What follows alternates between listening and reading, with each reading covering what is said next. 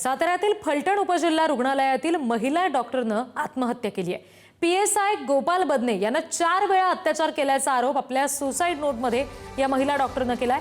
Police Prashant बनकर याच्यावर सुद्धा मानसिक त्रास दिल्याचा आरोप या मुलीनं केलाय।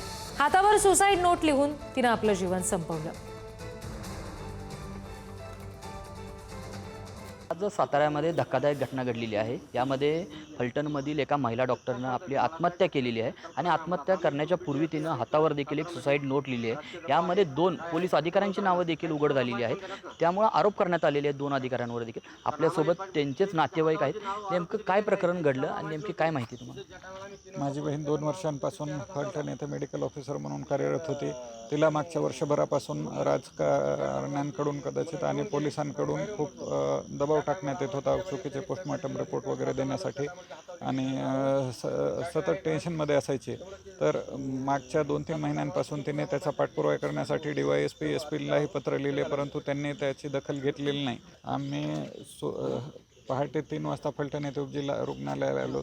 तिथं आम्हाला आधी सांगण्यात आलं की 5 वाजता तुमचा पंचनामा वगैरे पोस्टमॉर्टम होऊन जाईल, परंतु जेव्हा इन्क्वेस्ट पंचनामा करत असताना आम्हाला आधी सांगितलं होतं की नोट वगैरे काहीही चिठ्ठी वगैरे भेटलेली नाही आहे, परंतु इन्क्वेस्ट पंचनामा करत असताना तिथं हातावर नोट आढळून आली।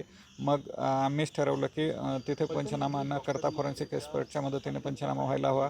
आम्हाला तिथून मग उशीर लावत 7:30-8 वाजता आमच्या हातात बॉडी देण्यात आली। तिथून इथं आलो तर येण्यापूर्वी यांना कल्पना दिली होती की आम्ही असं येतोय।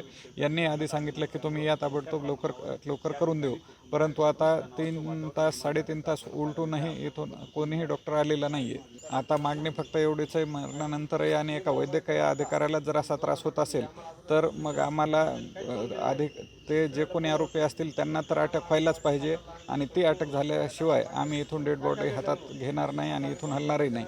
निलंबन केलं तरी माझ्या बहिणीचा जीव परत येणार नाही आहे। निलंबन करण्याने काही होत नाही, ते पुन्हा मोकाट सुटणार आहेत। त्यामुळे त्यांना अटक होऊन कडक शिक्षा, फाशीची शिक्षा व्हायला पाहिजे त्यांना। कॅमेरामॅन ओंकारसह मी साई सावंत, पुढारी न्यूज, सातारा। तर फलटणमधील महिला डॉक्टर आत्महत्येची राज्य महिला आयोगानं सुद्धा दखल घेतली। महिला आयोगाकडून संबंधितांवर कठोर कारवाई करण्याच्या सूचना दिल्या गेल्या। तक्रार दिल्यानंतरही मदत का झाली नाही याचीही चौकशी करण्याचे आदेश दिले। फरार आरोपींना तात्काळ अटक करण्याच्या सूचना सुद्धा आयोगाकडून दिल्या गेल्यात। महिला आयोगाने या घटनेची दखल घेतलेली आहे। यामध्ये दोन्ही आरोपींवरती BNS अंतर्गत गुन्हा दाखल करण्यात आलेला आहे। हे दोन्ही आरोपी फरार असून त्यांच्या तपासासाठी शोध पथक हे रवाना झालेले आहे। बीड आणि पुणे भागामध्ये यांचा तपास सुरू आहे। त्याचबरोबर संबंधित डॉक्टरांनी यापूर्वी देखील आपल्यावर अशा पद्धतीने लैंगिक अत्याचार किंवा मानसिक त्रास दिला आहे म्हणून काही तक्रार दाखल केलेली आहे का, आणि ही तक्रार दाखल जर केली असेल तर त्यांना मदत का मिळाली नाही याची सुद्धा चौकशी व्हावी, असं राज्य महिला आयोगाने पोलीस अधीक्षक सातारा यांना सूचना केलेल्या आहेत।